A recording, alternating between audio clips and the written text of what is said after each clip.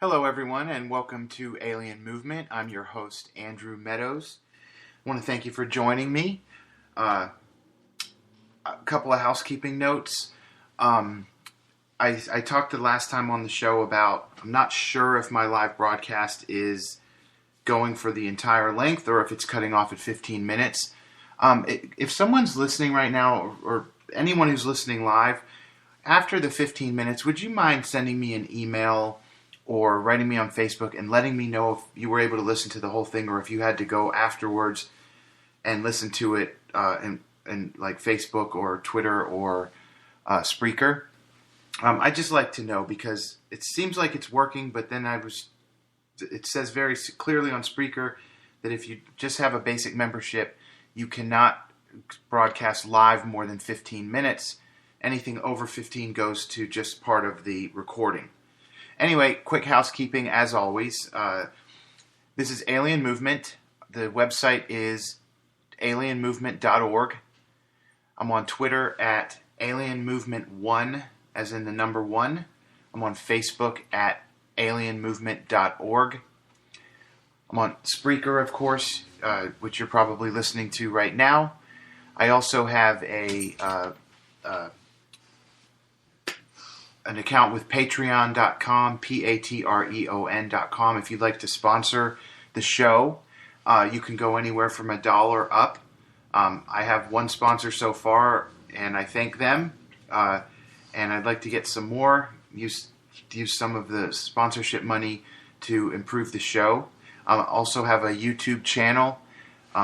If you search Alien Movement, you probably have to sort by channel to find me specifically. And if that doesn't work, you can search for a specific episode, like Alien Movement - The Aurora Crash, or Alien Movement - Misunderstood Technology. Anyway, so this is episode 5, and I'm excited to tell you that I have over 90 followers on Twitter. I have over 325 likes on Facebook. I have over 90 people have listened to the show on Spreaker so far. I've only been doing this for less than 2 weeks. My first was a Saturday night, and I believe this Saturday will be 3 weeks. So it's 2 weeks and change.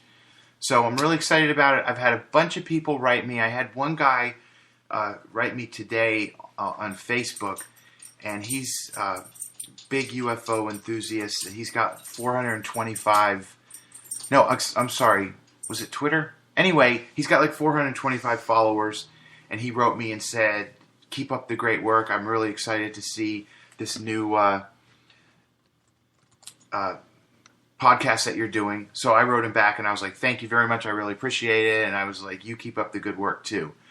So please tell your friends, share on Facebook, like on Facebook, Twitter. If you want to sponsor me, it's literally like you could do $3 a month, less than a cup of Starbucks. Anyway, so since this is episode 5, before I got into our topic tonight, which is the Rendlesham Forest incident, I just wanted to quickly go over, because I haven't done this since episode 1 or possibly 2, just going over again, what is the movement?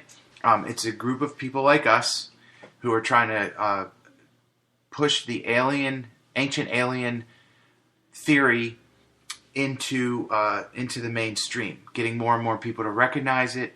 The more and more people that recognize, the more and more people that accept, the more likely it is to get some disclosure from the government and or the military.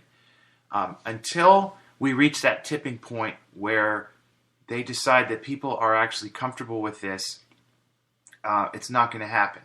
So I would like to get 1,000 people and then 10,000 people and just, millions of people added. There already are millions, but add millions more to the movement. And I don't mean I have millions. What I mean is the alien movement, the ancient alien movement, has millions and millions of believers and followers. And I'm trying to just help add more. As much as we can do as a group, And hopefully someday they will just come out and say, okay, here's the deal. Here's what happened. Here's the evidence. These are the aliens. And I'm really excited for that day. I hope it happens in my lifetime. So basically, that's what this is all about, is getting discussion going. Probably a lot of things I talk about you've already heard of. Maybe I can spread some new light. One of the things I try to do is propose reasonable theories where non-believers might go, that actually could happen. That makes sense. I talked in the last show about why would aliens dissect cattle? And I said, well, maybe aliens are true explorers like we were. And we would go out and gather samples and catalog plant species and animal species. And we would dissect animals and reptiles and learn about them. And maybe that's why aliens do things like that, like abduct people and dissect animals and cattle. And I'm hoping that someone listening will say, you know what? That's possible. That makes sense. Maybe they are explorers just like us. And what I said in the last show is the problem with us is we're not just explorers. We are conquerors and destroyers. But maybe they're just true explorers. And so the purpose of the movement is for full government disclosure. We all know that they visited the earth. We all know that they're here right now, whether they're here as dead bodies or they're actually here alive. I'm not sure about that, but I know they visited. And we want to reach a point where the government isn't so afraid of mass panic and religious implications that they'll go ahead and just tell us what's going on. Well, we kind of already know what's going on, but I think we want to be validated where they say, yeah, you're right, this happened, and I want to see it. I don't want to just hear it, I want to see it. So, tonight's show is about the Rendlesham Forest incident that happened back in 1980. I'm going to do some talking and some reading because there's a lot of information. So they call it Britain's Roswell. And this is one of the best documented and most significant military encounters with a craft of unknown origin or UFO ever. It's a case that involved many, many credible witnesses, trained United States Air Force observers and security police. It's just an incredible story. So the incident happened in 1980 in Rendlesham Forest, which is near Suffolk, England, near the twin NATO air bases of RAF Bentwaters and RAF Woodbridge. Now those are, Royal Air Force. Those are British bases, but at the time, both of those bases were leased to the United States Air Force. And there were several UFO incidences, including multiple witness sightings by military personnel, ground traces, radioactive anomalies that were reported from Rendlesham Forest. So these Air Force security patrolmen that were on duty saw this object, and they described it as being metallic in appearance, triangular in shape, about 3 meters across. It illuminated the entire forest with a white light and had a pulsing red light on top and a bank of blue lights underneath. And then I have a bunch of quotes here I'd like to read you from people who were involved. So this is from Sergeant James Peniston, who you've probably heard of. He's one of the two main guys that were there, who first, by the way, jeopardized his entire military career by talking about this back then. And when he did talk about it, and I've actually watched an interview with him where these are not my words, these are his words, where he gave his account to a group of men in a room at the base, and afterwards they told him, none of that ever happened, keep your trap shut. Anyway, so this is a quote from him on an interview with ABC News. He said, "What I once believed is no more, and what I've witnessed defies all that I have ever imagined. I am truly in awe over the whole incident, and no one can fully understand the magnitude of such an event unless you were there." This is from another sergeant, Sergeant Bud Steffens. He simply said, "It didn't crash, it landed." Another sergeant, Adrian Bustinza. "When I arrived, it was going in and out through the trees, and at one stage it was hovering. Then it went over to a clearing at the edge of the forest. By the time we got to the clearing, it had already landed.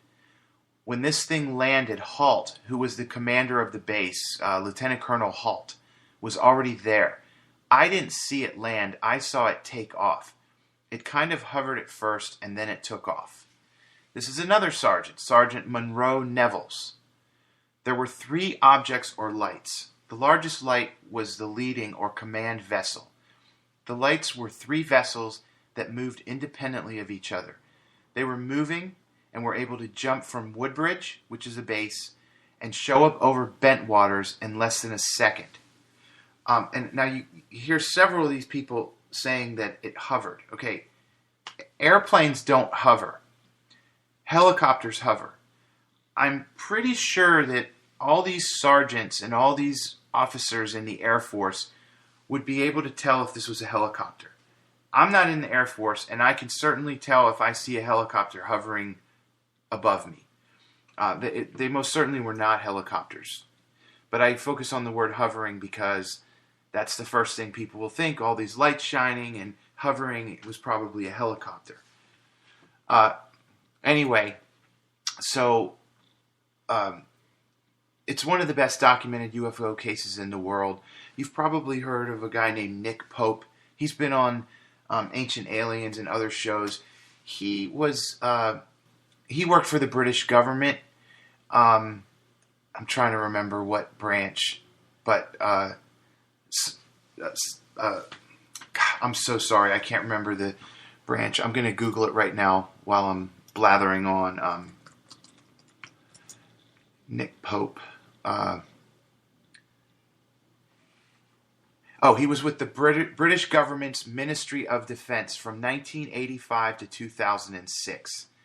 He was assigned to this Rendlesham Forest incident to investigate.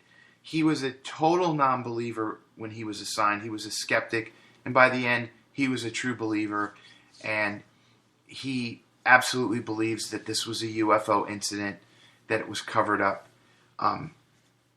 Anyway, so the 2 guys that I talked about, Jim Penniston, the other one was John Burroughs, and they were the ones sent to investigate what they suspected was a crashed civilian aircraft,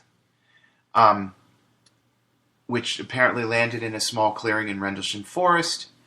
Penniston got close enough to see strange hieroglyphic symbols on the hull. He actually stood right up at the ship, and he drew the hieroglyphs. He drew the craft, and it says he got close enough to touch it. And I've watched interviews, and I honestly can't remember if he actually did touch it or if he didn't. I want to think that he touched it and that he blacked out, or both guys lost time. There were maybe like 45 minutes of lost time where they can't account for. But this guy, this sergeant in the Air Force, was standing up right up against this craft, looking at it, looking at these hieroglyphs, and I believe he even touched it. After a while, the craft slowly rose above the trees and then accelerated away at a high speed. One thing you never hear from any of these witnesses is talking about any sound. What usually happens when an Earth aircraft accelerates away at a high speed? There's an incredibly loud, roaring sound. I'm not saying there was no sound, but no one has ever mentioned that there was any sound.